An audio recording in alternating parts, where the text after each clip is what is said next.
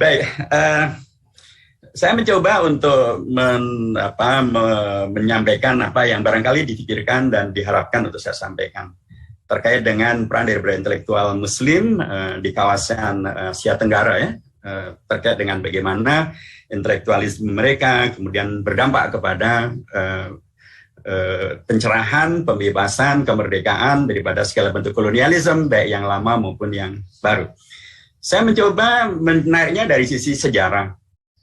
Ada seorang tokoh yang asalnya daripada Minangkabau. Kemudian beliau belajar ke Mekah, kemudian belajar ke Mesir di Al-Azhar, berjumpa dengan Muhammad Abduh, berjumpa dengan Rashid Ridha, dan kemudian pulang ke Asia Tenggara. Dia tidak langsung pulang ke Minangkabau, ke Sumatera Barat sekarang. Beliau berhenti di Singapura pada tahun 1906.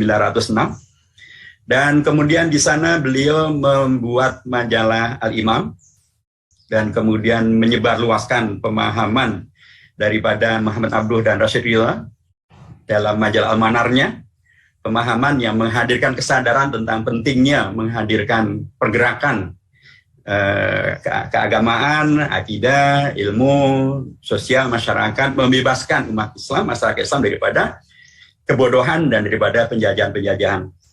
Beliau adalah Syekh Tahir Jalaluddin Al-Azhari. Dari Minangkabau, sekarang Indonesia, kemudian ke Mekah, ke Al-Azhar, baliknya tidak langsung Indonesia, ke Singapura dulu, masih kawasan Asia Tenggara, waktu itu mungkin masih bagian daripada kerajaan Malaysia, kemudian, atau masih dijajah Inggris waktu itu tentu. Kemudian di Minangkabau sendiri, pengaruh beliau menyebar, dan kemudian di Minangkabau para tokoh, para ulama membuat majalah Al-Munir. Dan kemudian beliau pulang ke Minangkabau, mendirikan sekolah, mendirikan lembaga-lembaga pendidikan begitu. Kemudian beliau berangkat ke Malaysia. Pada tahun 1918, beliau ke Malaysia, ke Kuala Kantang ya. Dan kemudian beliau tinggal di sana, tentu juga membawa nilai-nilai yang beliau perjuangkan dari majalah Al-Manar, kemudian majalah Al-Imam, di Minangkabau dengan majalah Al-Munir. Dan kemudian tahun 1928 beliau kembali ke Minangkabau, melakukan perjuangannya dan ditangkap oleh Belanda. Jadi beliau menggabungkan antara Indonesia dengan Singapura, Malaysia dengan nilai-nilai daripada Al-Manar, kemudian membentuk menjadi Al-Imam, membentuk jadi Al-Munir. Beliau berjuang untuk memerdekakan bangsa, umat, ditangkap oleh Belanda. Dan pada tahun 1928 ya, bagaimana korelasinya dengan tema, dan saya kira saya akan lebih banyak menyampaikan tentang Kiai Haji Imam Zarkashi karena memang itu bagian yang saya mengerti dan saya minati. Pada tahun 1935 beliau Raden dari Imam Zarkashi belajar di Padang Panjang. Artinya belajar dalam suasana di mana kemudian pengaruh dari Tahir Jalaluddin dengan pergerakannya ini dan pergerakan yang mencerahkan dan kemudian membawa kepada sikap untuk memerdekakan diri dari segala bentuk kolonialisme itu, beliau Raden Imam Zarkashi yang menjadi salah satu daripada Trimurti yang mendirikan Pondok Modern Darussalam Gontor. Beliau dan semangat dan pengaruh-pengaruh itu saya berkeyakinan didapat atau beliau mendapatkannya di sana, dan tadi beliau Ustadz Habib Hirzan Jazakallah Khairan telah menyampaikan kesaksian dari banyak pihak bagaimana beliau adalah seorang pejuang ya, pejuang beneran gitu ya, selain daripada yang nanti terkait dengan masalah pendidikan, tapi juga beliau terkait langsung juga dengan melakukan pengkaderan dan pelatihan terhadap para anggota Hizbullah untuk tentu saja bukan untuk menjadi londoyern kata orang Indonesianya, tapi justru untuk menjadi bagian daripada perjuangan kemerdekaan melawan penjajah Belanda. Jadi dari sini memang keterkaitan langsung antara Indonesia, Singapura, Malaysia, Indonesia lagi dalam konteks pendidikan, dalam konteks intelektualisme dengan tadi ya dengan taksir wa ta'atsur gitu ya antara Muhammad Abduh, Rashid Ridha, Tahir Jalaluddin, para ulama dan gerakan informasi melalui media, melalui pendidikan, lembaga pendidikan bersama-sama dengan seluruh pihak untuk memerdekakan bangsa. Itu adalah ya korelatif antara Indonesia, Singapura, Malaysia. Jadi sangat sewajarnya bila Triple IT juga terus menyegarkan ingatan bahwa hakikatnya kita ini mempunyai begitu banyak hal yang menyatukan. Sehingga silaturahim ini penting betul untuk menjadi silatul amal. Sehingga ada ta'awun yang kuat antara kita semua untuk kemudian melanjutkan peran-peran sejarah itu, menghadirkan intelektual-intelektual yang berkeunggulan, intelektual para ulama, para mu'adibin dan para murabbin yang paham betul ya tentang masalah yang dihadapi pada masanya, kemudian paham betul bagaimana menghadirkan solusinya, termasuk juga tidak takut untuk mengambil solusi itu dari manapun datangnya bila dia ada baik. Dulu tidak dikenal adanya majalah.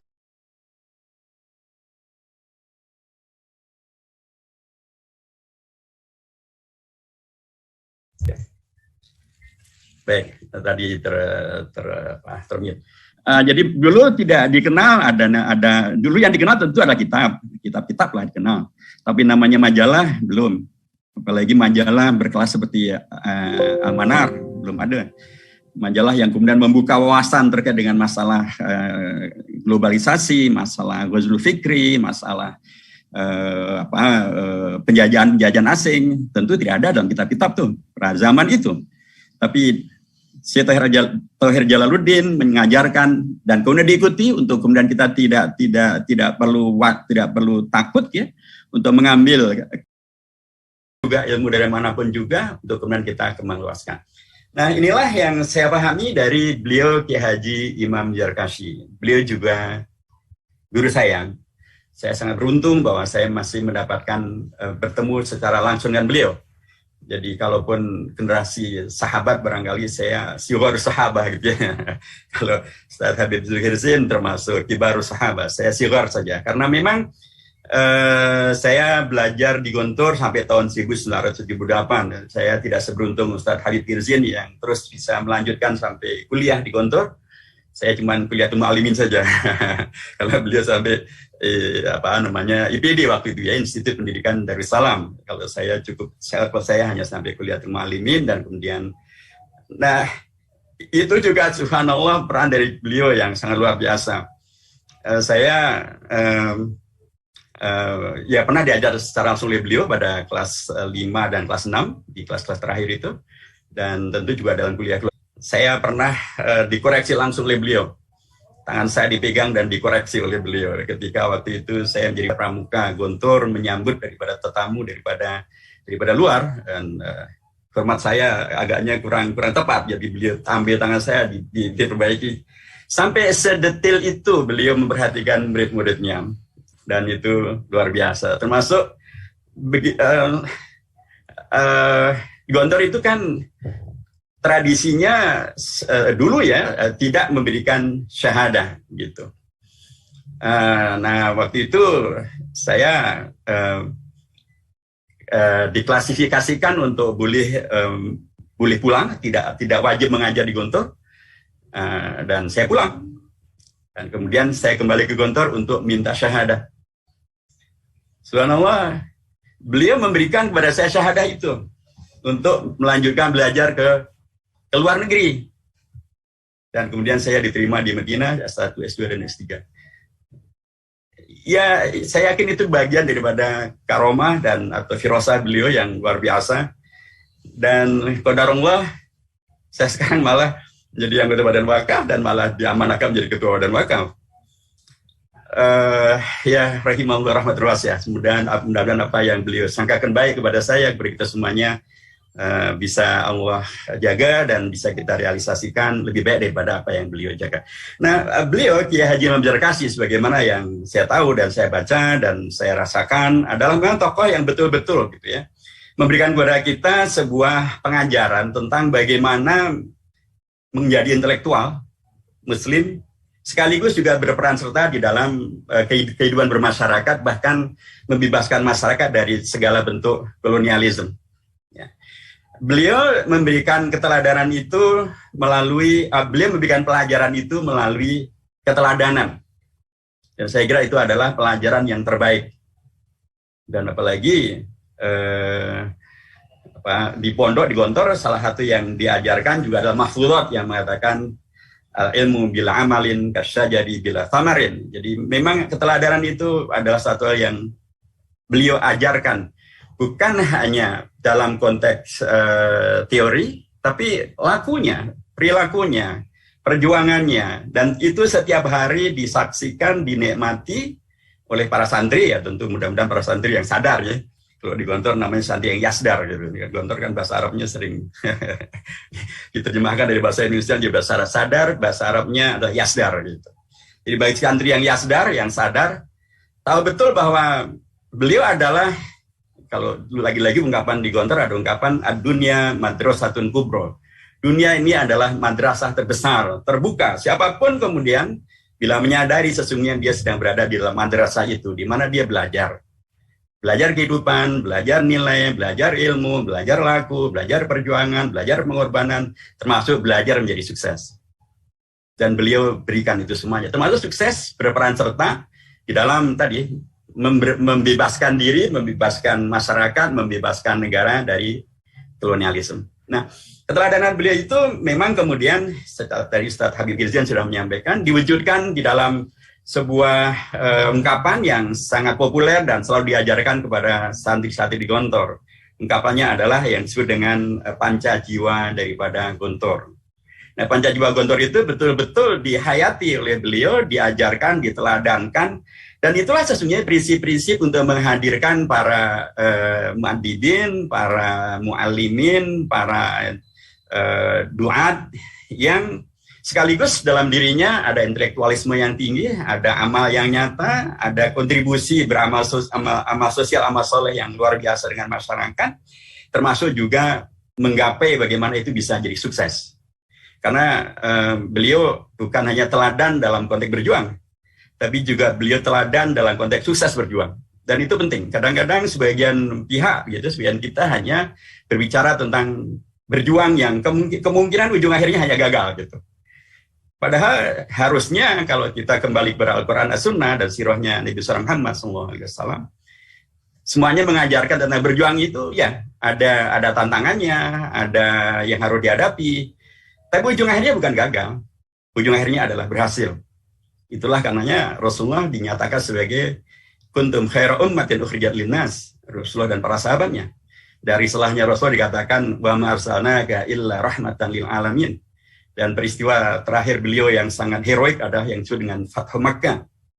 Semuanya adalah menandakan tentang bagaimana dari adab, dari akhlak, dari ilmu, dari amal, dari perjuangan, dari tadhiyah, dari ukhuwah, itu semuanya berujung kepada menghadirkan kontribusi yang nyata, membawa kepada kesuksesan, termasuk sukses melawan kolonialisme, sukses menghadirkan kemerdekaan. Nah, panca jiwa itu betul-betul adalah nilai-nilai yang kalau kita kaji dari sisi kontribusi kaum intelektual untuk melawan kolonialisme, maka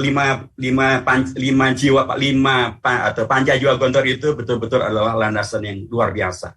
Tidak mungkin kita bisa melakukan dan menghadirkan jiwa-jiwa pribadi-pribadi, kader-kader, para pejuang, para mu'addib, para syuyukh, para ustadz yang bisa sukses melawan segala bentuk kolonialisme kalau dia tidak punya jiwa keikhlasan. Mustahil.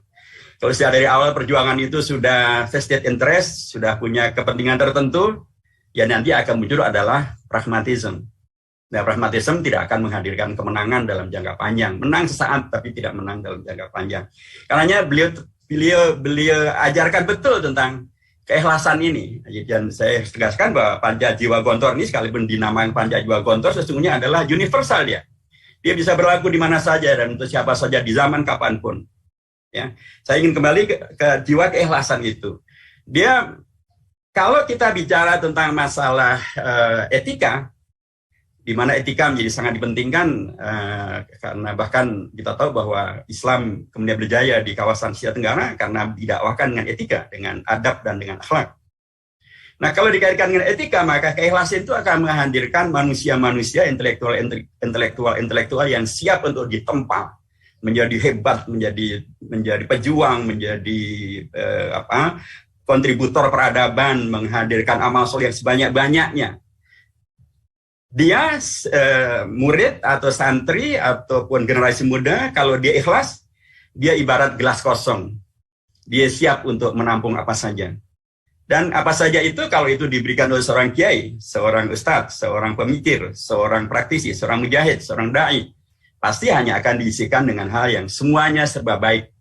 Tidak mungkin seorang dai, seorang ustadz, seorang muadzib, seorang balik, apalagi seperti Haji Imam Zarkashi, kemudian mengisi dengan hal yang mungkar, dengan ara atau dengan hal yang haram. Tidak mungkin. Pasti diisi dengan segala yang baik. Nah, kalau santri, kalau pelajar, kalau tolib, kalau student, kalau mahasiswa, siapapun kemudian sejak dari awal mempunyai jiwa ikhlas, maka dia sedang menyiapkan diri untuk diisi dengan sebanyak-banyaknya kebaikan.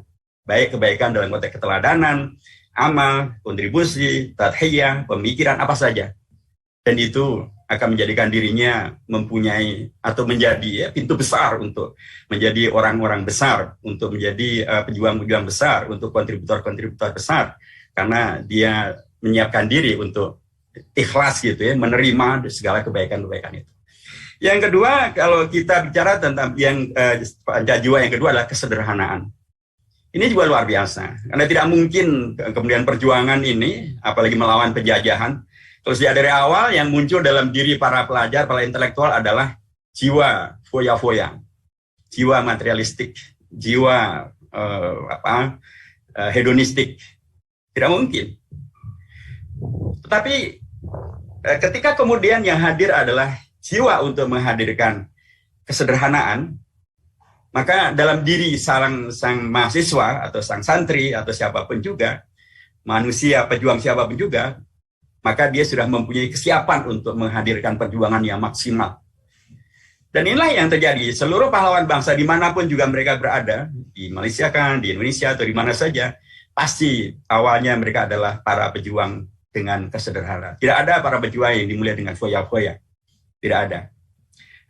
Nah, beliau Ki Haji Imam Zarkashi mengajarkan tentang prinsip keikhlasan, kesederhanaan, lagi-lagi juga bukan hanya dalam teori, tapi dalam laku. Beliau adalah keteladanan yang luar biasa.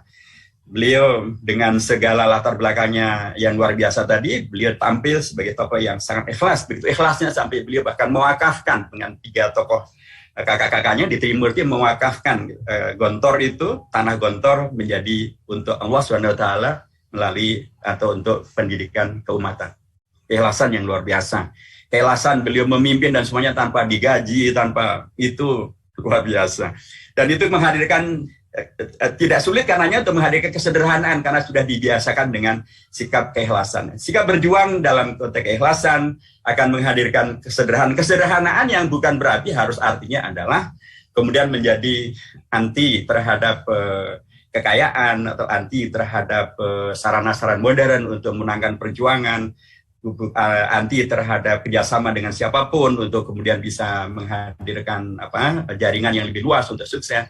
Kesederhanaan adalah prinsip, adalah ideologi yang kemudian menghadirkan jiwa-jiwa manusia yang merdeka karena dia tidak akan dijajah oleh kepentingan, tidak akan dijajah oleh kepentingan duniawi, kepentingan material.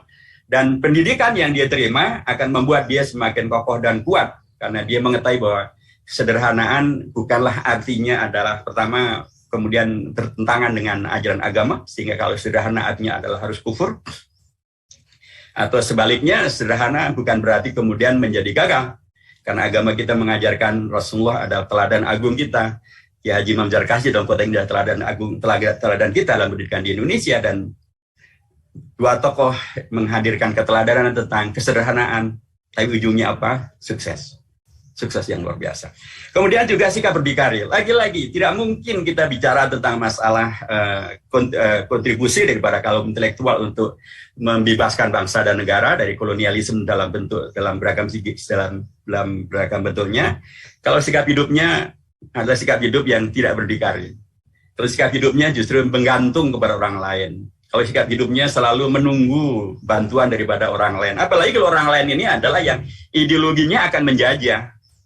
Kalau orang lain ini sejak dari awal memang programnya adalah untuk melakukan kolonialisme atau imperialisme atau bahkan tafsir, tansir ya. atau almanah gitu, sekularisasi atau sekularisasi. Nah, kalau jiwa-jiwa daripada santri, para pelajar ya, diajarkan oleh Kiai Haji Imam Zarkashi untuk betul-betul menjadi jiwa yang berdikari.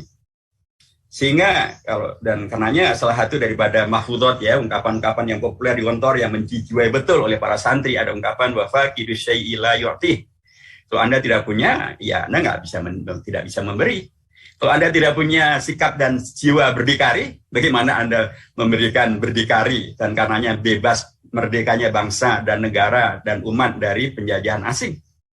Jadi sikap berdikari diajarkan betul dalam konteks kesadaran sepenuhnya bahwa kita memang harus berkontribusi.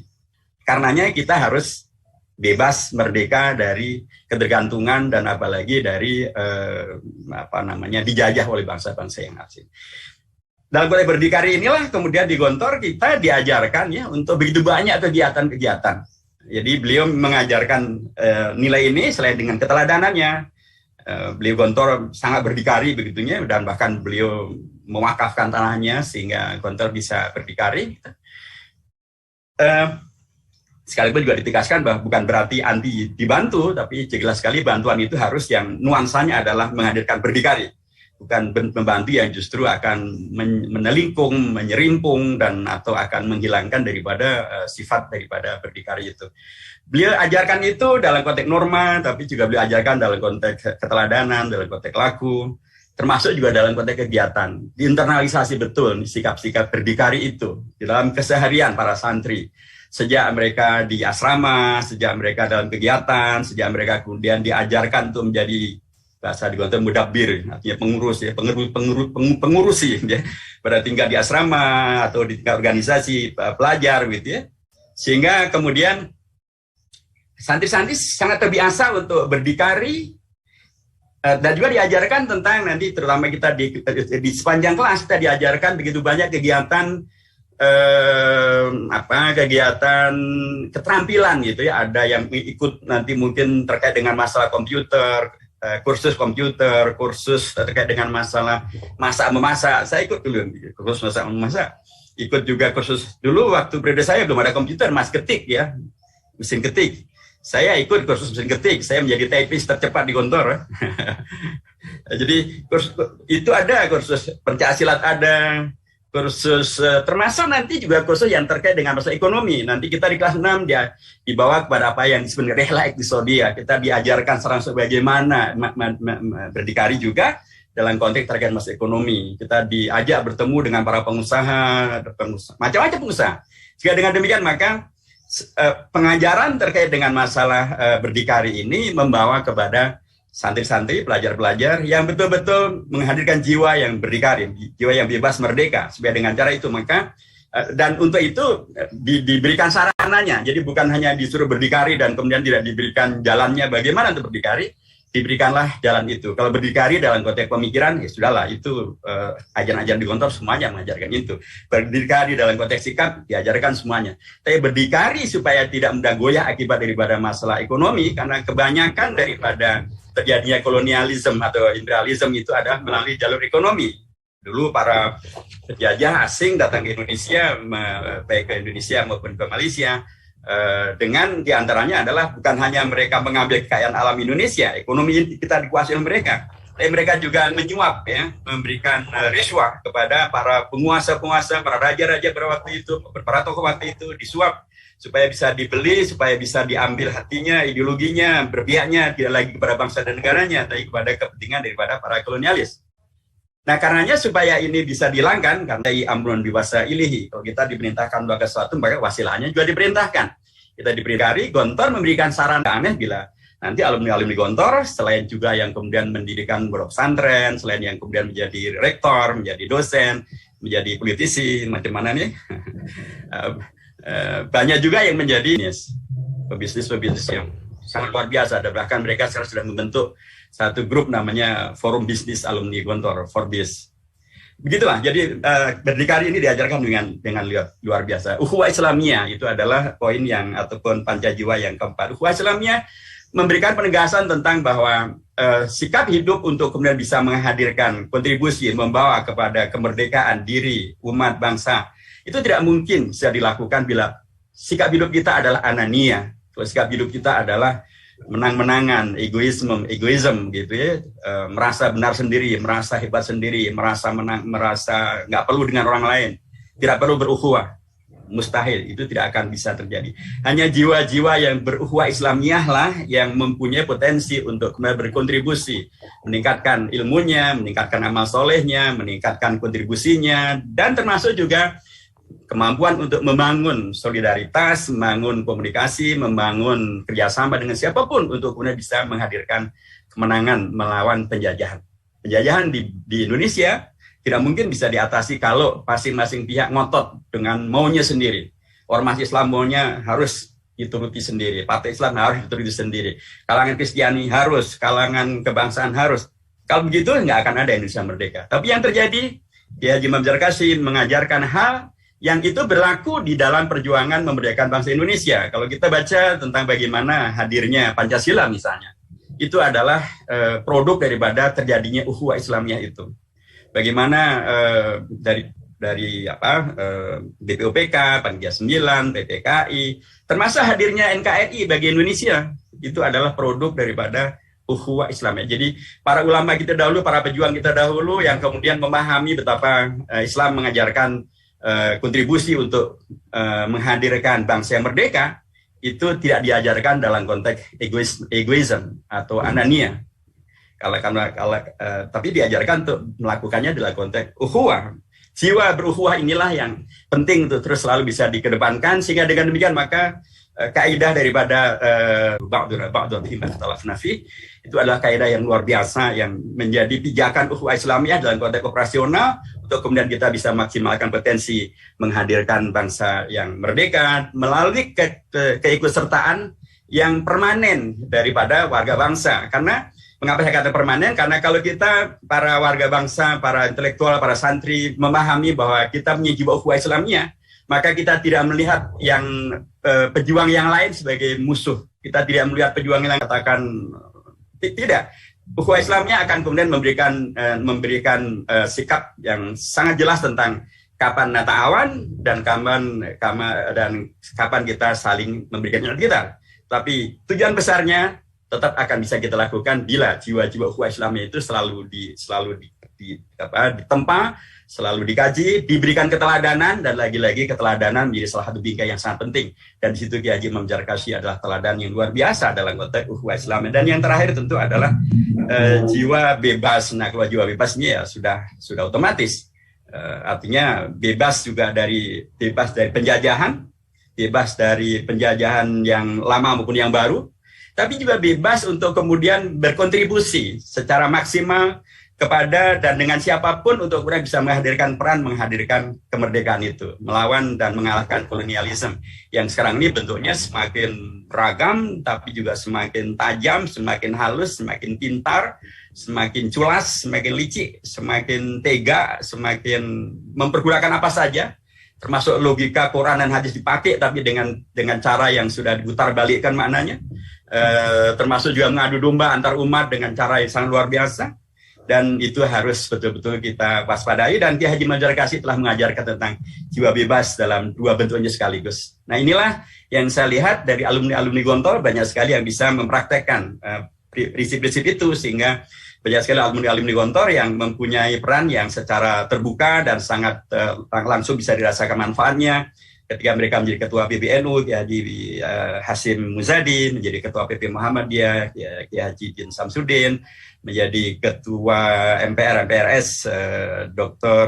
Idham Khalid, ya, atau ketika kemudian seperti Cak Nur, gitu ya, dan tokoh-tokoh yang lain yang kemudian bisa memberikan kontribusi yang terus-menerus akibat daripada pendidikan daripada Kiai Haji Imam Zarkashi, yang sekarang ini para alumninya sudah bergerak dan luar biasa, termasuk juga mendirikan pesantren-pesantren, sudah lebih daripada 1.000 pesantren yang didirikan oleh alumni maupun anak-anaknya alumni, dan Gontor sendiri juga sudah puluhan ya cabangnya dengan santri yang sudah puluhan ribu gitu ya, sudah menyebar di seluruh Indonesia.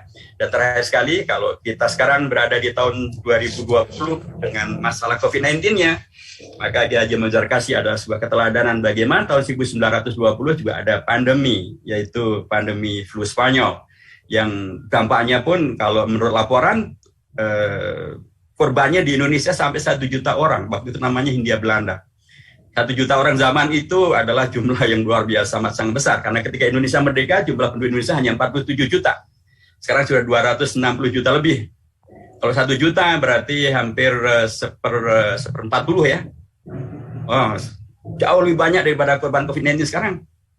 Nah, tapi beliau dengan segala kesulitannya, tadi Ustaz Hadir sudah menyampaikan, beliau memilih menghadirkan kontribusi melalui pendidikan dengan panca jiwanya yang luar biasa dan sukses. Sekarang kita berada di abad 21 dengan sekalipun ada COVID-19, tentu kita tersemangati ya oleh beliau yang dulu dengan segala keterbatasannya, tapi beliau bisa menghadirkan pilihan yang sukses.